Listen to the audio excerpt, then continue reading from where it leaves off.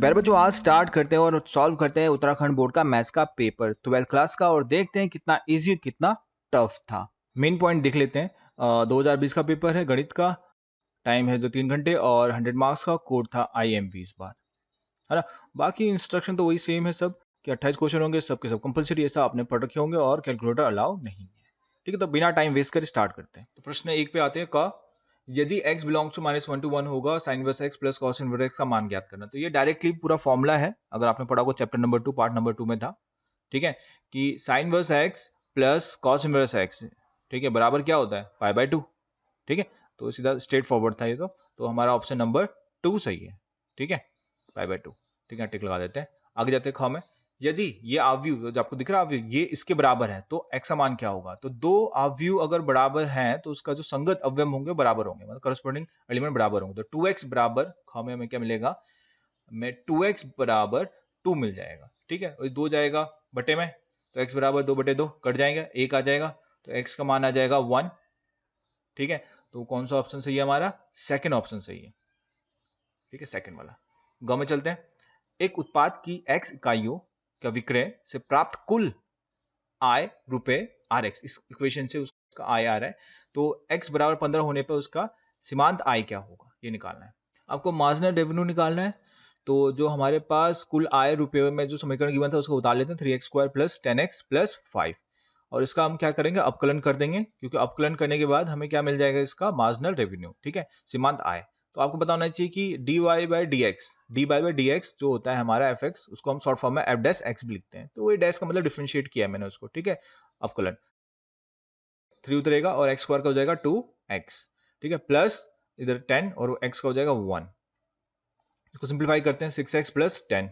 ठीक है, तो हमें 15 इकाई में निकालना है, तो x की जगह हम 15 डाल देंगे। ठीक है ना, यहाँ पे 15 दे रखा, देखो ये 15 इकाई में निकालना है, 15। ठीक है, तो 15 इकाइयों में निकाल, तो 15 डाल लेते हैं। 15 में कितना मार्जिनल उसको मिलेगा, तो 15 डाला तो जहाँ जहाँ x वहाँ 15 आ जाएगा। बस इसको सॉल्व कर लेते हैं, 90 और प्लस 10, तो ये आ रहा है 100। ठीक है, तो कौन सा ऑप्शन सही है, फर्स्ट वाला। फर्स्ट वाला ऑप्शन हमारा सही उत्तर दे रहा है। ठीक है, सही, इसको टिक लगाते हैं। तो आगे चलते हैं घ में। e की पावर x³ का क्या करना है, हमको अवकलन करना है। ये भी इजी था। ठीक है, चेन रूल के बेस में था ये, बस चेन रूल लगना था इसमें, तो हम चेन रूल लगा लेते हैं इसको। पहले d/dx e की घात x³ उतार लिया हमने। तो पहले चेन रूल में क्या होगा, e का होगा फिर x का होगा। ठीक है, तो e का तो सेम e की पावर x³ उतर जाएगा, फिर x³ का हो जाएगा 3x²। इसको सिंप्लीफाई कर देते हैं, 3x² e की पावर x³। तो कौन सा ऑप्शन सही है हमारा, फोर्थ वाला। इसका फोर्थ सही ऑप्शन है। ठीक है, नेक्स्ट आगे बढ़ते हैं। ठीक है, नेक्स्ट, 4 कोटि वाले किसी अवकलन समीकरणों की व्यापक हल में उपस्थित सवेज अचरों का संख्या क्या होगी। तो ये स्ट्रेट फॉरवर्ड था कि जितना चर होते हैं उतने अचरों होते हैं। तो इसमें 4 थे कोटि, तो 4 होगा, सीधा हम लिख देंगे इसमें fourth option. Fourth option is correct, fourth option सही है। ठीक है, नेक्स्ट च में चलते हैं। यदि जो समतल की समीकरण गिवन है, समतलों की समीकरण में गिवन है, परस्पर लंब है, मतलब 90 बना रहे एक दूसरे के ऊपर, तो कौन सी कंडीशन इसमें लगेगी। ठीक है, तो ये भी स्ट्रेट फॉरवर्ड था, कंडीशन बता दूंगा, लेकिन कंडीशन चलो समझा देता हूं आपको थोड़ा सा, कि अगर समतल आपस में 90 होगा तो कैसे दिखेगा, ऐसे दिखेगा। तो हर समतल के पास अपना एक लंब होता है। ठीक है, तो जब समतल आपस में 90 हैं तो उसके जो लंब होंगे वो भी 90 होंगे। तो लंबों का जो डॉट प्रोडक्ट होगा ना, ठीक है, आदेश गुणन, तो वो भी 0 होगा। तो यहाँ पे ये दिख रहा है, ये लंब 1 का ये है डियास, ये लंब 2 का डियास है, तो उनका गुणन जो होगा वो 0 के बराबर होगा। ठीक है, a1 a2 b1 b2 plus c1 c2 ये 0 के बराबर होगा। तो कौन सा कंडीशन है, फर्स्ट कंडीशन सही है हमारा। ठीक है, नेक्स्ट पेज में चलते हैं।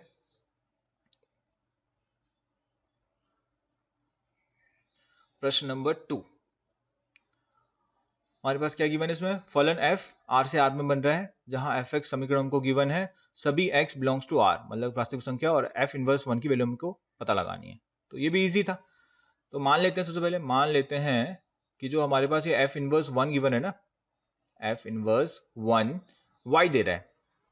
ठीक है, तो इनवर्स को उधर भेज देंगे तो क्या होगा, उसका इनवर्स हट जाएगा, fy हो जाएगा, fy बराबर 1 मिल जाएगा। तो इसका भी हम यूज करते हैं, कैसे, समीकरण में यूज करेंगे। जो हमें ये समीकरण गिवन है ना, इस समीकरण को उतार लो, fx बराबर 2x प्लस 1। ठीक है, इस x की जगह y दिख रहा है ना उधर, तो y रख देंगे इसमें। तो x बराबर y रखने पर क्या मिलेगा, इसके x की जगह y मिल जाएंगे, तो y बराबर 2y प्लस 1। अब एफ वाई की वैल्यू तो हमने निकाल रखी है 1, तो डाल देते हैं 2y प्लस 1, 1 उठ के जाएगा तो माइनस हो जाएगा, 0 हो जाएगा, 2 बटे में जाएगा तब भी 0 हो जाएगा, y बराबर 0 मिल गया, y का मान 0 आ गया। और एक्चुअली में y को तो हमने माना है, उसकी ओरिजिनल वैल्यू दिख रहा है ना ऊपर में बनाया, तो तब इसकी ओरिजिनल क्या आ जाएगी, y की ओरिजिनल डाल देंगे तो f इनवर्स 1 की वैल्यू 0 आ जाएगी, यही हमको निकालना था। ठीक है, इसका मान आ गया। नेक्स्ट थर्ड, ठीक है, समाकलन करना है e की पावर x का इंटीग्रेशन, तो हमें देखते हैं कैसे होगा। तो ये भी इजी था, ठीक है, ये भी 1 मार्क्स का इजी क्वेश्चन है सब इसमें, e की पावर x dx। तो e की पावर x का जो है इंटीग्रेशन e की पावर x ही होता है, और इसमें जो हमें सीमा गिवन वो डाल देते हैं, तो बड़े अपर लिमिट डल जाएगा इसमें, अपर लिमिट x जगह 1 डाल देंगे और 0 डाल देंगे। ठीक है, तो e की पावर 0, e की पावर 1 e हो जाएगा, और e की पावर 0 तो 1 हो जाएगा। ठीक है, तो ये हमारा आंसर आ जाएगा। नेक्स्ट करते हैं फोर्थ वाला।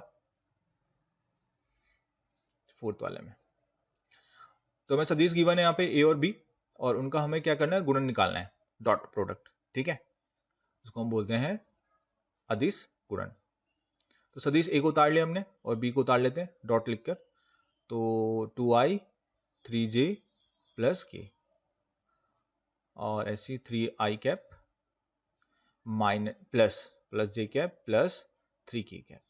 ठीक है, तो उनका गुणन कैसे करते हैं, तो ये बातें तो आपको पता ही होगा कि अगर i कैप का i के साथ करें और j का j के साथ करें और k को k के साथ करें, सेम सेम वाले करें, तो वो तो 1 हो जाता है। ठीक है, और हम डिफरेंट वाले अलग अलग लें, i को j के साथ करें या j को k के साथ करें या k को i के साथ करें, तो वो क्या होता है, 0 के बराबर होता है। तो इसलिए हम यहाँ पे सेम सेम वाला ही गुणन करेंगे। ठीक है, तो 2i का 3i के साथ करेंगे 6i आ जाएगा। ठीक है, i तो 1 होता है, लिखेंगे -3, और 1 का हो जाएगा तो -3 आ जाएगा।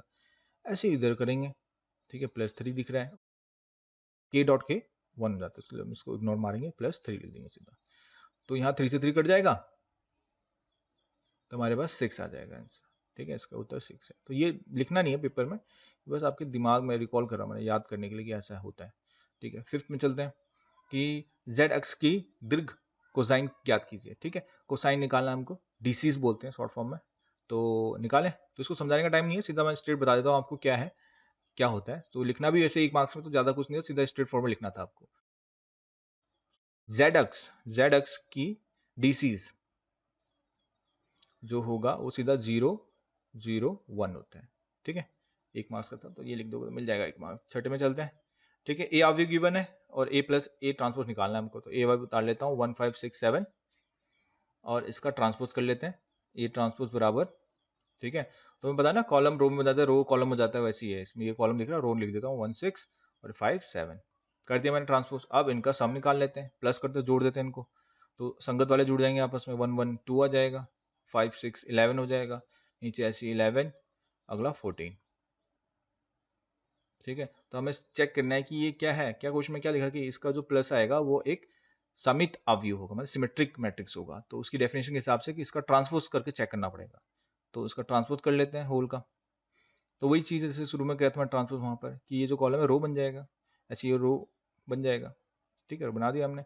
देखो तो ये दोनों सेम ही है, ये दोनों सेम है, तो इसकी जगह मैं ये लिख सकता हूँ, तो यहाँ पे लिख देते हैं इसकी जगह, तो a प्लस ए ट्रांसपोज का होल ट्रांसपोज, वापिस से a प्लस ए ट्रांसपोज मिल रहा है।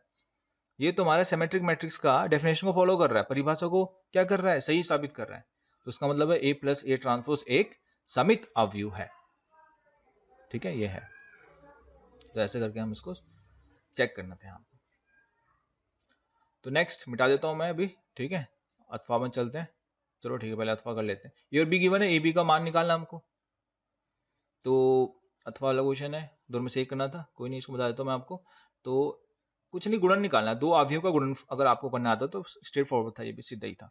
तो ए और बी का वैल्यू जो था हमें क्यों अवयव उतार लेते हैं, 3 5 0 0। ठीक है, तो यहाँ पे आपको गुणन करना आना चाहिए। तो ये जो रो है दोनों कॉलम के साथ गुणा होगा, और सेम प्लेस वाले, याद रखना, पहला पहला दूसरा दूसरा। तो करें गुणन, तो 0 आएगा प्लस 0 हो जाएगा, फिर अगले कॉलम के साथ, तो ये 5 0 0 हो जाएगा, और 0 -1 0 0 हो जाएगा। ऐसे ही इस वाले का भी दोनों कॉलम से मल्टीप्लाई होगा रो का, तो मैं दिख रहा है सबसे 0 और 0 सब 0 आ रहे हैं। ठीक है, तो ये तो क्या बन गया, सारे के सारे 0 एलिमेंट है। ठीक है, यहाँ तक हम छोड़ देंगे कि ए बी का प्रोडक्ट ही आ रहा है, या फिर अगर आपको आगे लिखना है तो बोल सकते हो ये ओ मैट्रिक्स है। ठीक है, तो ए बी का गुणन ओ मैट्रिक्स आ रहा है। ठीक है, ये ओ अवयव, तो ये दोनों में से एक करना था आपको। चलो मिटा देते हैं। अब नेक्स्ट 7th वाले ऑप्शन में आते हैं, 7th वाले क्वेश्चन में आते हैं, प्रश्न में 7th वाले प्रश्न में क्या था कि हमें एक समीकरण गिवन है, उसको सिद्ध करना है कुछ हमको ना। समीकरण उतार लेते हैं, y बराबर a sin x plus b cos x।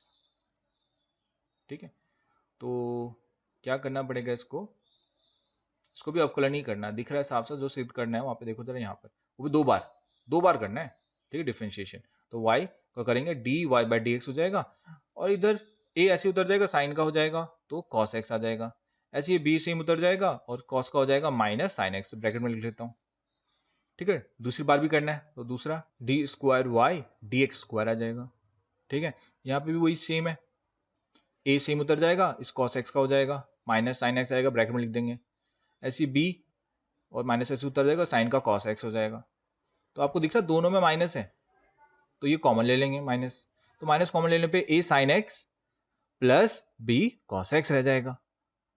ठीक है, तो ये तो क्या है, ये तो वापिस से क्वेश्चन बन गया, ये तो y है, तो डाल देंगे इसकी जगह y, तो d square Y D x square बराबर माइनस वाई हो जाएगा, इसकी जगह y डाल देंगे y, और इस y को उधर बुला लेंगे, तो डी स्क्वायर वाई बटे में d x square plus y बराबर 0, ये मिल जाएगा हमको। ठीक है, यही हमको सिद्ध करना था। देखो, ठीक है, 8th वाले में बढ़ते हैं। x के सापेक्ष sin x की घात x का अवकलन करना है, ये भी इजी है। ठीक है, बस में थोड़ा सा क्या है, लॉग प्रॉपर्टी लगेगा, तो उसको y मान लेते हैं, sin x की घात x, फलन की घात फलन है, फलन की घात फलन है, तो यहाँ पे लॉग प्रॉपर्टी लगना था, तो दोनों तरफ लॉग लेने पर लॉग ले लेते हैं, तो लॉग प्रॉपर्टी पता होनी चाहिए आपको। ठीक है, ये तो आते ही आता है इसका क्वेश्चन हमेशा। ठीक है, तो ये आगे आ जाएगा, कौन सी प्रॉपर्टी की बात कर रहा हूं तो मैं लिख देता हूँ, देख लो आप। ठीक है, x आगे आ जाएगा। ठीक है, तो क्या हो जाएगा कि वो जो फलन था, फलन का फलन अब क्या प्रोडक्ट रूल में चेंज हो गया, ये दोनों प्रोडक्ट में, ये फर्स्ट और सेकंड मान लेंगे। ठीक है, लॉग y का करेंगे तो 1/y dy by dx, x से सापेक्ष कर रहे हैं। ठीक है, इसलिए x का होगा 1 और दूसरा वाला ऐसे ही उतर जाएगा। ठीक है, एक की बारी आएगी हर टाइम, प्लस x का हो चुका तो x ऐसे उतर जाएगा, इस log sin x का होगा तो याद रखना पहले चेन रूल, पहले log का होगा तो 1/sin x आएगा, फिर sin का होगा तो cos x आएगा। चेन रूल लग रहा है यहाँ पे, और ये दिख रहा है आपको ना, तो फिर इसको थोड़ा नॉर्मल उतार लेते हैं, डी बाई डी एक्स बराबर ब्रैकेट। ठीक है, ये हो जाएगा log sin x, ये जाएगा x, और ये क्या हो जाएगा cot x, और ये 1/y है ना, वो मल्टीप्लाई में आ जाएगा, इधर आगे मल्टीप्लाई में आ जाएगा, तो y लिख लेते हैं। तो y की ओरिजिनल वैल्यू, y तो हमने माना है, y की ओरिजिन में डाल दो, ये जो है इधर दोनों जगह y की जगह डालने पर क्या होगा, इधर लिख लेता हूं मैं इसको, तो हो जाएगा d बाई डी एक्स, इधर आएगा sin x की घात x, ऐसे इधर y की जगह sin x की घात x, और बाकी ये जो ब्रैकेट है सेम उतर जाएगा, log sin x plus x cot x। Easy. ठीक है, ठीक है, नेक्स्ट आगे बढ़ते हैं फिर। नेक्स्ट 9 प्रश्न, अंतराल ज्ञात कीजिए, और ये हमें फलन गिवन है, और यहाँ पे ये एक्स क्यूब दिख नहीं रहा है। ठीक है, जिससे कि हमारा वो अंतराल में क्या हो, फलन निरंतर वर्धमान रहे। ठीक है, वर्धमान वाला अंतराल निकालना निरंतर। ठीक है, क्वेश्चन नंबर 9, ये भी सरल था, अगर पढ़ा हो आपने तो। फलन उतार लेते हैं, एफ एक्स बराबर 4x cube minus 6x square minus 72x plus 14। ठीक है, तो इसका हम क्या करेंगे, अवकलन कर देते हैं, अवकलन x के सापेक्ष x के रिस्पेक्ट में डिफरेंशिएशन कर लेते हैं, डायरेक्ट करता हूँ, 12x square minus 12x minus 72, ये 0 हो जाएगा। ठीक है, तो उसका गुणनखंड करेंगे, सबसे क्या कॉमन आ रहा है, 12 कॉमन आ रहा है, तो x square minus x minus 6 रह जाएगा, द्विघातीय समीकरण बन चुका अंदर। ठीक, quadratic equation, split the middle term कर देंगे, मध्य क्रम को तोड़ देंगे, 3x 2x, ठीक है, और माइनस 6, फिर शुरू के दो से कॉमन ले लेंगे, क्या आ रहा है कॉमन बताओ, x कॉमन आ रहा है, x के अलावा कुछ नहीं दिख रहा मुझे, है ना, तो x कॉमन लेके x माइनस 3 रह जाएगा, और लास्ट के दो से क्या कॉमन आ रहा है, 2 आ रहा है, 2 कॉमन लेंगे तो x माइनस 3 रह जाएगा, फिर दोनों से ये ब्रैकेट कॉमन आ रहे हैं। ठीक है, तो x माइनस 3 कॉमन ले लिया तो रह क्या गया, x प्लस 2, तो ये गुणनखंड हो गया इसका। ठीक है, तो अब क्या करेंगे, एक नंबर लाइन बनाएंगे और वहां पे हम प्लॉट करेंगे टर्निंग पॉइंट। ठीक है, टर्निंग पॉइंट होता है, वो कैसे निकलेगा, तो ये जो हमारा जितना भी गुणनखंड में दिख रहा है ना, तो गुणनखंड आ रखा अलग अलग शून्य के बराबर ले लेंगे, तो उससे जो भी पॉइंट आएगा वो टर्निंग पॉइंट होगा। तो यहाँ से आ रहा है 3 और यहाँ से आ रहा है -2, तो -2 पहले आता है, -2 प्लॉट कर लेंगे, यहाँ 3 करेंगे, 3 अंतराल है, इसमें से ये वाला अंतराल का 0 डाल दूंगा यहाँ पे, तो यहाँ 0 डालने पे तो प्लस ही रहेगा, और ये 0 डालने पे -3 तो माइनस का रहेगा, और 0 डालने पे प्लस का 2 रहेगा तो प्लस का रहेगा, तो तीनों का मल्टीप्लाई करने पे यहाँ पे माइनस आ रहा है, तो बाकी तीनों जगह प्लस प्लस आएगा। ठीक है, तो हमें निरंतर वर्धमान अंतराल चाहिए फलन का। ठीक है, तो जो प्लस वाला है वही अंतराल है हमारा। ठीक है, अंतराल, तो x बिलोंग्स टू ये होगा माइनस इनफाइनाइट से -2 तक, यूनियन 3 से इनफाइनाइट तक, ठीक है, दोनों प्लस वाला है, ये जो प्लस वाला ये पूरा अंतराल ये वाला और ये वाला, इसमें क्या होगा, ये हमारा फलन निरंतर वर्धमान होगा और ये दोनों पॉइंट को लेना नहीं है, ठीक है। ठीक है, तो आगे बढ़ते हैं नेक्स्ट 10वें वाले में, समाकलन में, ठीक है। क्वेश्चन जो समाकलन का है, तो यहाँ पर भी ट्रिक लग रहा है, ठीक है। हम इसमें ट्रिक क्या करेंगे, मुझे दिख के ऐसा लग रहा है यहाँ पर कि जो है tan इनवर्स x है ना, उसको लेट मारना पड़ेगा, उसको मारना पड़ेगा कुछ। क्यों ऐसा, क्यों? क्योंकि उसका जो अवकलन है, अवकलन वो मुझे दिख रहा है 1/1 + x², तो इसको मान लेते हैं t के बराबर, ठीक है। तो इसका अवकलन कर लेते हैं, तो अवकलन करने पे क्या है, मैं क्या बोल रहा था कि इसका अवकलन तो 1 + x² होता है ना, और ये dt/dx x के सापेक्ष में, और dx जाएगा था मल्टीप्लाई में, तो dx मल्टीप्लाई में जाकर ऊपर इस 1 की जगह dx, तो dt दिख रहा है। तो ये देखो जरा यहाँ पे दिख रहा है मुझको, इसको फिर dt आ जाएगा, तो इससे मेरा जो समाकलन था वो बहुत पेचीदा था, अब वो सरल हो जाएगा, ठीक है। तो करें इसको सरल फॉर्म में लिख दें, तो बराबर, ठीक है, और यहाँ जगह साइन उतर जाएगा, और इसको तो मैंने माना है कुछ, क्या माना है, t, तो साइन ऐसे उतर जाएगा और t आ जाएगा, और ये तो पूरा क्या बन गया, dt। तो देखो इतना सरल हो गया। और साइन t का समाकलन क्या होता है, cos t होता है माइनस का प्लस c, और t की ओरिजिनल वैल्यू की वापसी, t तो हमने बस सरल बनाने के लिए रखा था, t की ओरिजिनल वैल्यू डाल देंगे इसमें, तो cos tan इनवर्स x आ जाएगा प्लस c, ठीक है। तो ये हमारा आ गया। नेक्स्ट आगे बढ़ते हैं, इसको मिटा देता हूं मैं, ठीक है, उतार लेना पॉज करके।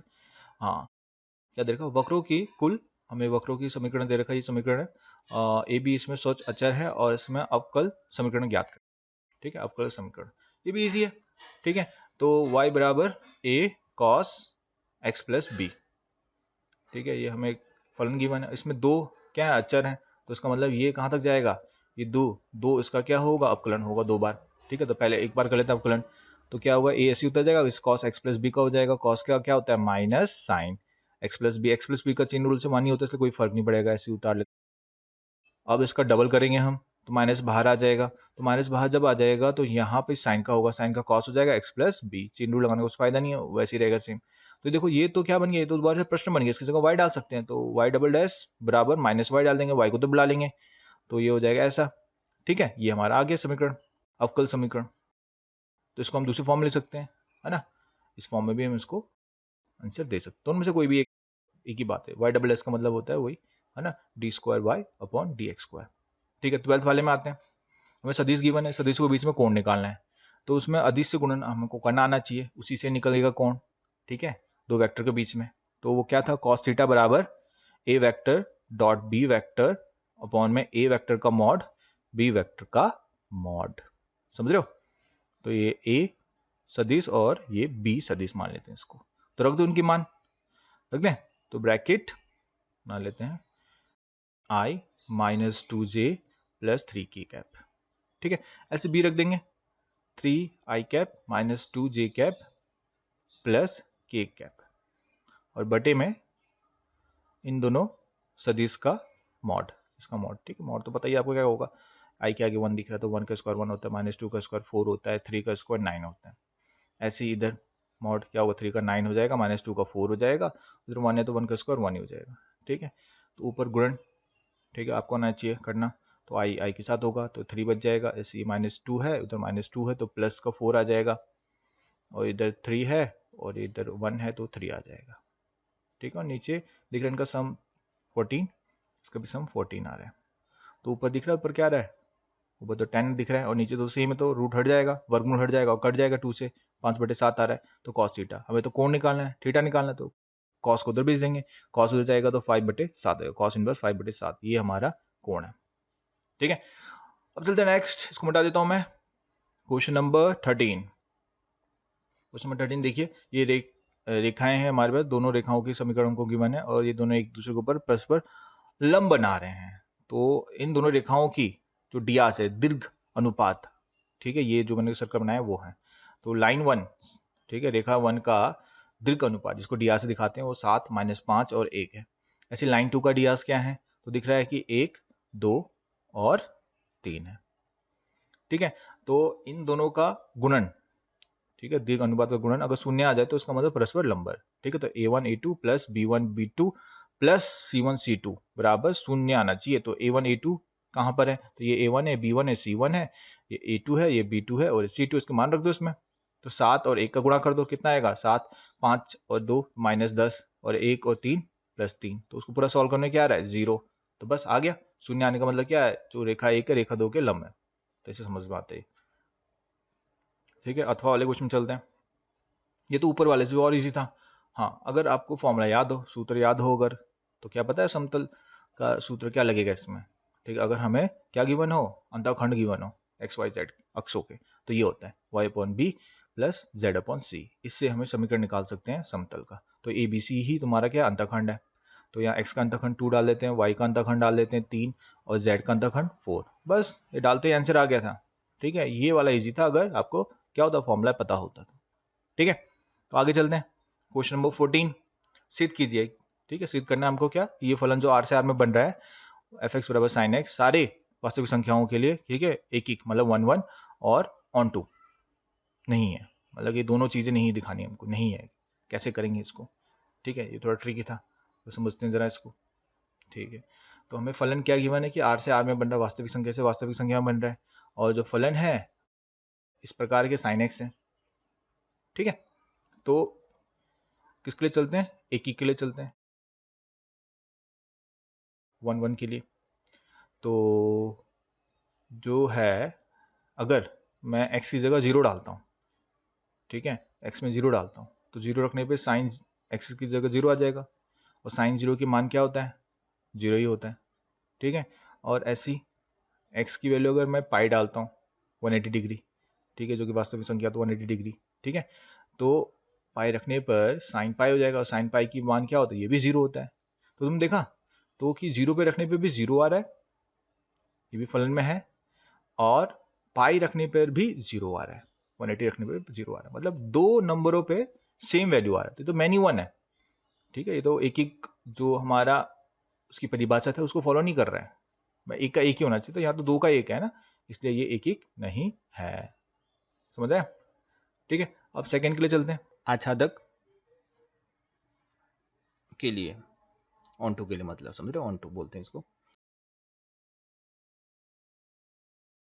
तो फलन हमें r से r तक गिवन है, मतलब प्रांत और सप्रांत वास्तविक संख्या है। वास्तविक संख्या पता ना क्या होता है, -∞ से इनफाइनाइट। इसको जरा ध्यान देना इसके ऊपर। ठीक है, सप्रांत के ऊपर। तो हमें क्या पता है, हमें ये पता है एक चीज कि जो प्रास है, साइन वर्स का रेंज है -1 से 1 होता है, इससे ऊपर कभी नहीं आता। लेकिन सप्रांत तो हमें वास्तविक संख्या दिया है, तो इसका मतलब +-2 +-3, ऐसा तो साइन एक्स में कभी आएगा नहीं, कुछ भी प्रांत डाल दो। समझ रहे हो, मतलब समझते हैं डायग्राम के थ्रू। तो हमारे पास सप्रांत तो पूरे रियल नंबर है, वास्तविक संख्या, तो उसमें सिर्फ 1 से लेकर -1 से 1 तक यूज होगा, +2 -2 ऐसे तो कभी भी यूज नहीं होगा। समझ रहे हो, तो इसका मतलब है कि ये जो है वो ऑन टू की परिभाषा को फॉलो नहीं कर रहा है। ठीक है, इसलिए ऑन टू नहीं है। आगे बढ़ते हैं नेक्स्ट, अथवा वाला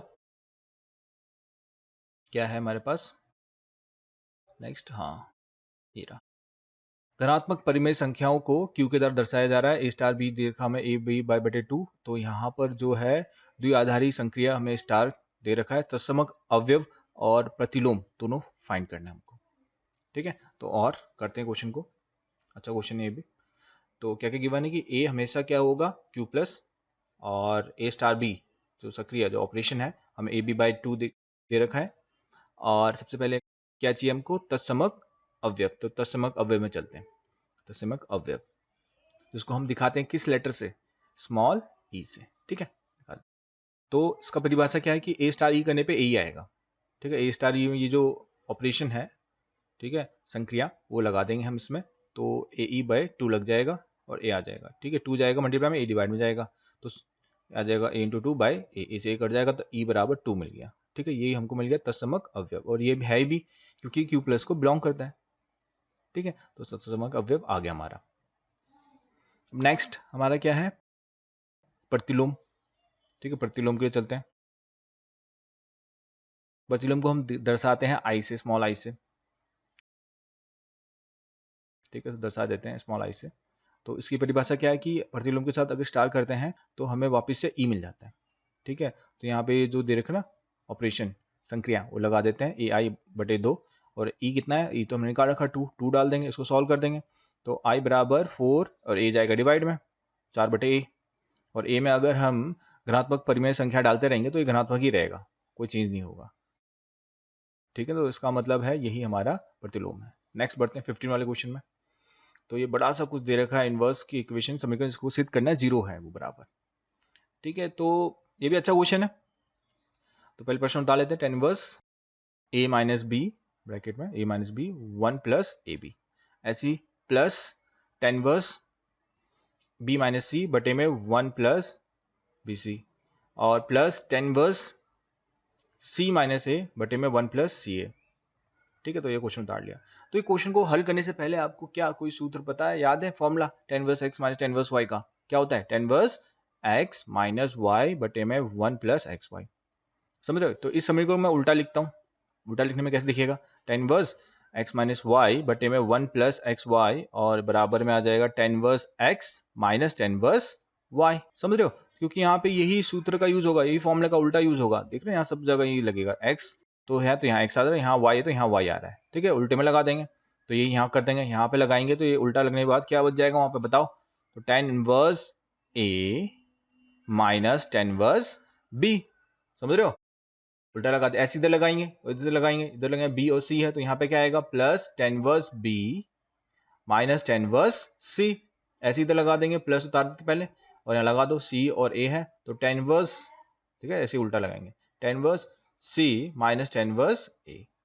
तो देखो क्या हो रहा है, ये tan इनवर्स a, ये tan इनवर्स कट रहा है, tan inverse b, tan inverse b, tan c सब कट गया तो क्या बच गया 0। तो यहीं पे हमारा क्या हो गया, सिद्ध हो गया। तो बहुत ही इजी क्वेश्चन था।